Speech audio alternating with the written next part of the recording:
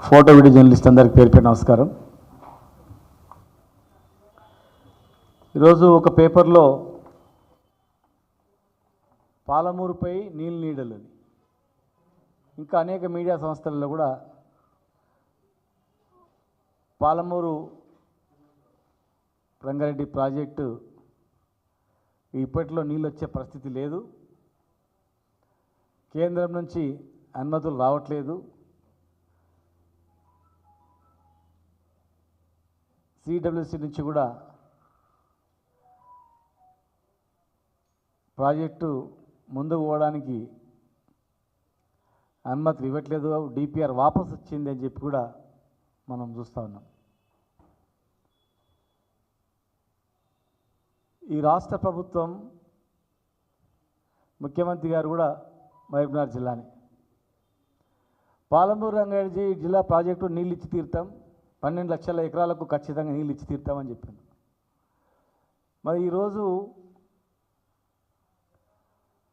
కట్టిన చెరువు కట్టలు ఉన్నాయి, కట్టిన కట్టలు ఉన్నాయి, తవ్విన కాలువలు ఉన్నాయి, పెట్టిన పంపులు ఉన్నాయి, అన్నీ ఉన్నాయి. 90% పనులు కంప్లీట్ అయి ఉన్నాయి. ఆన్ చేస్తే రిజర్వాయర్ నీళ్ళు నిండి ఉండేటివి, మోటార్లు రెడీ ఉన్నా రిజర్వాయర్లు నింపట్లేదు. కేంద్రం నుంచి అనుమతులు కూడా తీసుకురావడంలో ప్రయత్నం కూడా లేదు. ప్రయత్నం మొత్తం కూడా కేసులు, జైలు, డైవర్షన్ ఇవి తప్ప అభివృద్ధి మీద దృష్టి పెట్టట్లేదు. రెడీమేడ్గా 90% కంప్లీట్ అయినటువంటివి కాలువలు, తవ్విన కాలువలు ఉన్నాయి, కట్టిన కట్టలు ఉన్నాయి, పెట్టిన మోటార్లు ఉన్నాయి. ఆన్ చేసి దుగ్గిపిచ్చి ట్రయల్ రన్ కూడా చేయించినాం. అసలు ఏమీ జరుగుతుంది, కేంద్రం నుంచి ఎందుకు అనుమతులు వస్తలేవని కూడా దృష్టి పెట్టట్లేదా, కావాలని చేస్తుందా? పక్కన ప్రభుత్వం ఏమో వాళ్ళ ప్రయోజనాలు దెబ్బతినకుండా ఎక్స్ట్రా తెలంగాణ మీద కంప్లైంట్ చేస్తూ ఉంది. కంప్లైంట్ చేసి కృష్ణా ట్రిబ్యునల్లో కంప్లైంట్ చేసి మితండ వాదనలతో ఇవాళ ఫైల్ డిపిఆర్లన్నీ వాపసు వచ్చినాయి. మహబూబ్నగర్ ప్రజలారా, తెలంగాణ ప్రజలారా, ఒక్కసారి మీరు ఆలోచన చేయండి. ఇప్పటి వరకు కేంద్రానికి పంపినటువంటివి మూడు అనుమతులు కూడా వాపసు వచ్చినాయి. కాళేశ్వరం రిజర్వాయర్ ద్వారా, కాళేశ్వరం లిఫ్ట్ ఇరిగేషన్ ద్వారా అదనపు 1 TMC డైలీ మనం తీసుకోవడానికి 3rd TMCకి పర్మిషన్ ఇస్తే, పర్మిషన్ కోరితే అది వాపసు వచ్చింది. వార్దా ప్రాజెక్టు తుమ్మిడిహెట్టి దగ్గర అనేక అడ్డంకులు ఉంటే దాన్ని వార్దా ప్రాజెక్టు దగ్గర ఇంకొక డిపిఆర్ పంపితే అది వాపసు వచ్చింది.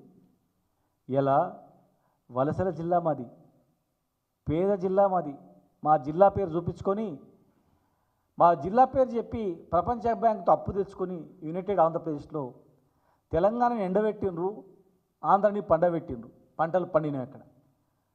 ఇక్కడ నీళ్ళు అక్కడ పోయినాయి, అక్కడ పంటలు పండినాయి, ఇక్కడ తాగడానికి నీళ్ళు కష్టమైంది. 14 లక్షల మంది వలసపోయినటువంటి జిల్లా. ఇలా తెలంగాణ రాకముందు ఎన్ని పంటలు పండినాయి, ఎన్ని ఎకరాలు పండినాయి, తెలంగాణ వచ్చిన తర్వాత ఎన్ని ఎకరాలు పండినాయి చూడండి, లెక్కలు చూడండి. పెండింగ్ ప్రాజెక్టు, రన్నింగ్ ప్రాజెక్టు చేసినాం. ఇలా మేము చేసిన ప్రాజెక్టులు కొంత పెండింగ్ ఉంది. మీరు రన్నింగ్ చేసి రన్నింగ్ ప్రాజెక్టుగా మీ పేరు తెచ్చుకొని మీరే ప్రారంభించండి. మీ హాయంలో ఇన్ని ఎకరాలకు నీళ్ళు ఇచ్చినామని చెప్పుకొని 12.5 లక్షల ఎకరాలకు నీళ్ళు ఇచ్చేటువంటి ఆ ప్రాజెక్టును దాని మీద వాదన వినిపించకుండా, ప్రయత్నం చేయకుండా పక్క రాష్ట్ర ప్రభుత్వం వచ్చిన 10 నెలల్లో వాళ్ళ ప్రభుత్వం అనుమతులను వాపసు వస్తున్నాయంటే ఎవరు కారణం చెప్పండి? ఈరోజు మేము అడుగుతూ ఉన్నాం, మేము కరెక్ట్గా క్లారిటీ ఉంది. మేము వాళ్ళైతే బ్యాక్ పంపించిండ్రో దాన్ని పూర్తిగా అన్నీ ఉంటేనే, అన్ని రకాల హక్కులు ఉంటేనే ఎన్విరాన్మెంటల్ అడ్వైజరీ బోర్డు అనేది పర్మిషన్ ఇస్తుంది.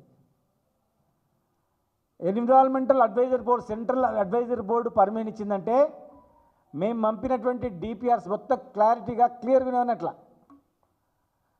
మైనర్ ఇరిగేషన్లో 45 టీఎంసీల నికర జలాలు 45 టీఎంసీల నికర జలాలు మావి మిగిలి ఉన్నాయి అని చెప్పి వారికి ఇవ్వడం జరిగింది. అదే కాకుండా పోలవరం డైవర్షన్ స్కీమ్లో మరి తుంగభద్ర కెనాల్ నుంచి వచ్చేటువంటిది అక్కడ గోదావరి డైవర్షన్ స్కీమ్లో మనకు మిగులు జలాలు మనకు వచ్చేటువంటివి దాదాపు 45 టీఎంసీలు అవి కూడా.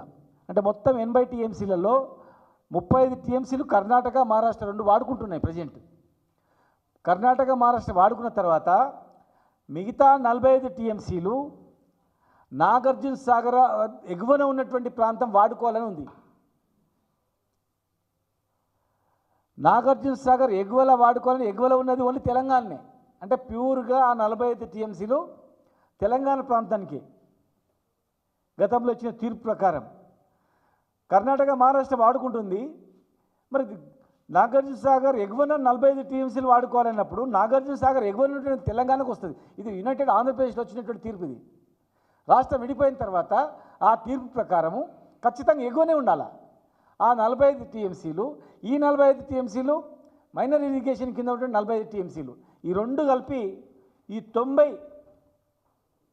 90 టీఎంసీల నికర జలాల కేటాయింపు మాకు ఉంది అని చెప్పి డిపిఆర్ తయారు చేసి మేము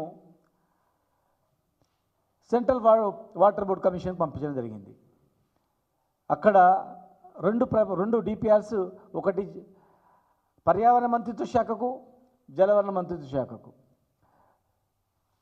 పర్యావరణ మంత్రిత్వ శాఖ కన్నా ముందు ఎన్విరాన్మెంట్ అడ్వైజరీ బోర్డుకు వెళ్తుంది. అడ్వైజరీ బోర్డు ఎప్పుడైతే క్లియరెన్స్ ఇస్తుందో ఆటోమేటిక్గా పర్యావరణ మంత్రిత్వ శాఖ నుంచి రావాలా. సంవత్సరం అంతకుముందు నుంచి పెండింగ్లో ఉంది. ఎప్పుడైతే ఎన్విరాన్మెంటల్ అడ్వైజరీ బోర్డు పర్మిషన్ వచ్చిందో రాగానే ఇక్కడ పనులు వేగవంతం చేసుకోవడం జరిగింది. 1 ఇయర్ తర్వాత ఈరోజు ఆ పర్యావరణ మంత్రిత్వ శాఖ రొటీన్గా అయ్యేది బ్యాక్ ఎందుకు వచ్చింది? కృష్ణా ట్రిబ్యునల్లో ఆంధ్రప్రదేశ్ ప్రభుత్వం ఫిర్యాదు చేసింది. తప్పుడు ఫిర్యాదు. ఈ 45 టీఎంసీలు నాగార్జున సాగర్ ఎగువల వాడుకోవాలన్నప్పుడు ఎగువల ఉన్న తెలంగాణ కాదా? మరి తెలంగాణకు వచ్చిన హక్కును మీరు ఎట్లా కాదంటారు? Minor irrigation